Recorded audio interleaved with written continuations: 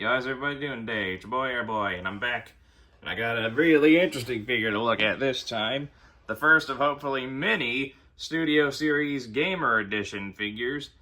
The Transformers Studio Series Voyager Class Gamer Series number 3, Optimus Prime.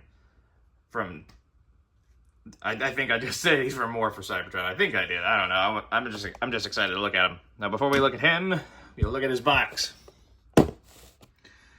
As you can see, it is Gamer Edition Optimus Prime from Studio Series. He's number 3. There is Optimus on the front of the box. Side of the box, there is Optimus. Plastic 3 packaging. I think that's stupid. This side of the box. He is a Voyager class figure. The same image of Optimus. Nothing worth mentioning at the top or bottom, but there is stuff on the back. There you go. You want to read the bio, you can really quick.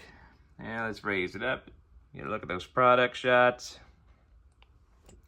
And that does it for the box. I can clean out some of these boxes.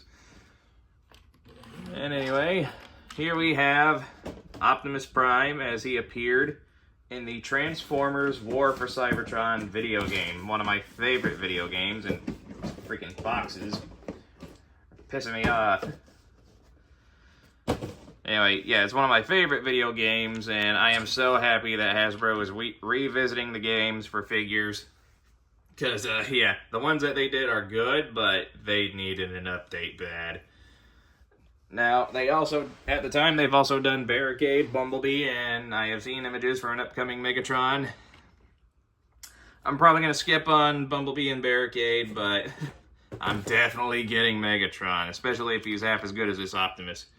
So here you have Optimus in his Cybertronian truck mode. As you can see, very reminiscent to his design in the game. Looks just like it. Very large, very warlike. And he's a pretty hefty size, too. Like he is huge.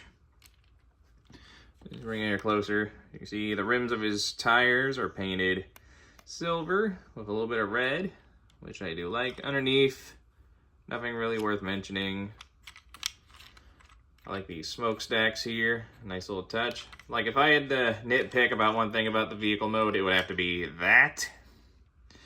Like, I wish there was, like, one more panel on the back here that helped cover up his hand. But, you know, maybe DNA Designs will cook something up here sooner or later. He rolls fairly effectively. Oh, got some more silver paint here on the front. And, yeah, that pretty much does it for the paint. Well, some of the red here is paint. But, now I think that does it for the paint. Now, for comparison, here he is next to the Earthrise Optimus Prime. You get a sense how that is. And if only because they are part of the same continuity, here he is next to the Transformers Prime Optimus Prime. And, yeah, I know how story-wise it can be a little contradicting, but yeah, I think it works, personally. And I heard that the Transformers War for Cybertron games aren't so much a prequel to Transformers Prime as they are a retelling of what supposedly happened during the war. So certain facts may not be correct, and that's why it doesn't line up well with the Transformers Prime series. Alright, now, every good Optimus Prime figure has at least one weapon. Fortunately, this one has 2. First weapon he comes with, his Ion Blaster from the video game, done in a black plastic. It's a little hollow underneath, but I'm sure someone will make like a gap filler kit for it. It's nice molded detail. This was one of my favorite weapons in the game, even though it was exclusive mainly to Optimus and multiplayer characters. And he also comes with his Energon axe. The axe itself can separate into 3 pieces. I don't know why, really. If anything, it only needed to split in half.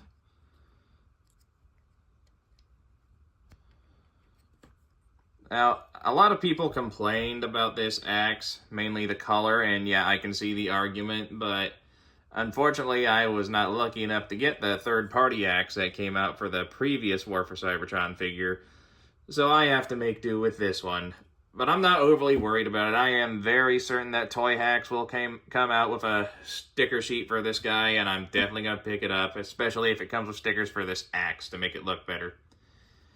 The axe itself, aside from splitting into 3 pieces, can also shift into the more game-accurate look with the double blades. I mean, this part's a little obnoxious, but otherwise it looks good.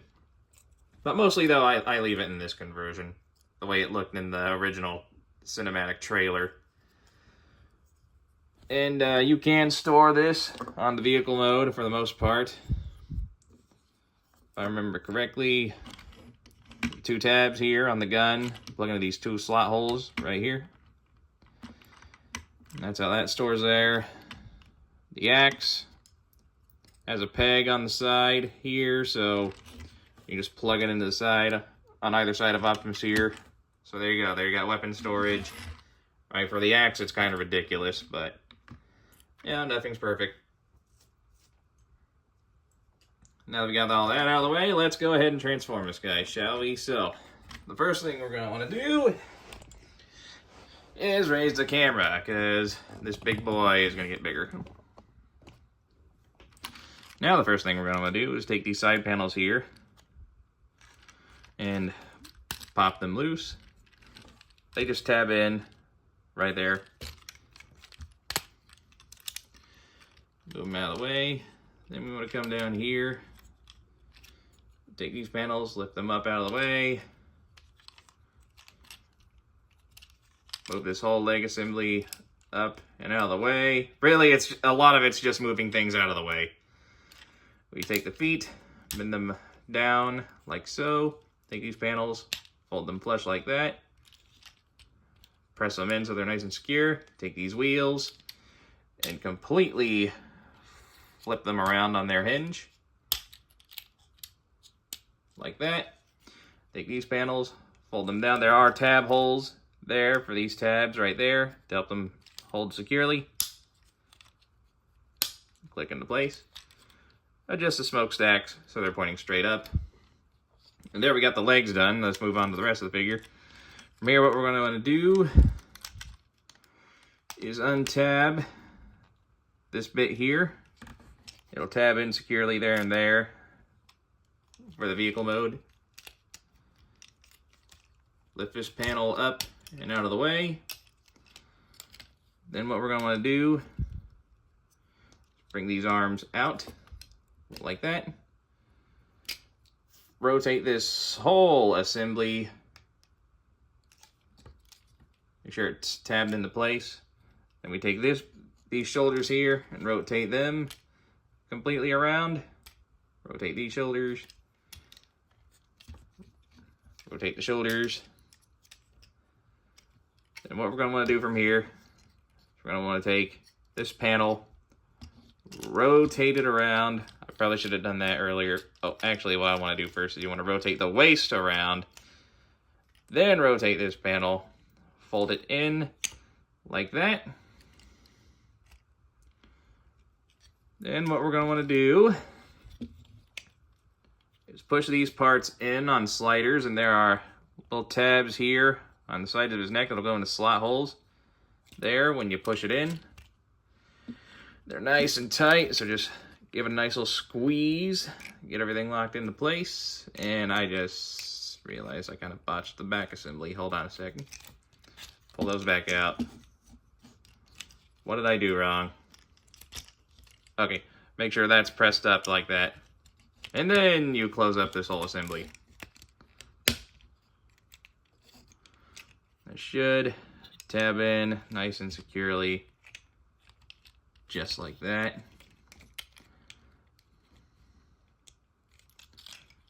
Then what we're going to do is split the legs apart. They all connect, the legs connect via tabs and slot holes.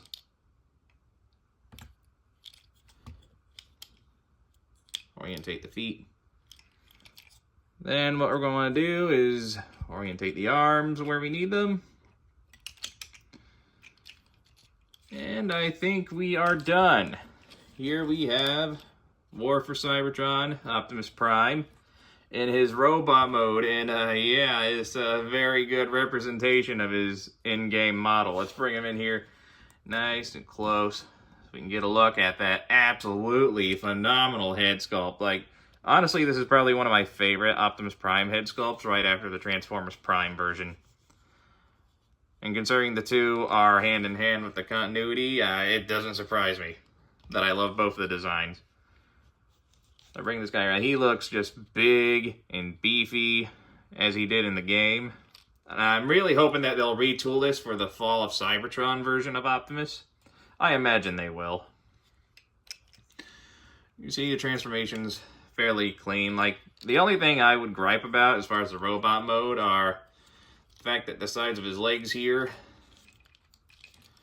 are just smooth, like they didn't bother to put any kind of molded detail, which is unfortunate. And that the robot mode back doesn't look like it does in the video game. In the video game, it straight up looks like the Autobot logo, and I can understand why they didn't do it for this guy, for the transformation, but still, would have been nice if they managed to improvise with something. Now, naturally, Optimus Prime is recognized and welcomed as the keeper of the Matrix. And we open up here, and, you know, same problem with the legs. I wish the inside of these panels had some kind of molded detail, but no biggie. They got some molded detail here on the chest surrounding the Matrix, and the Matrix itself can be removed.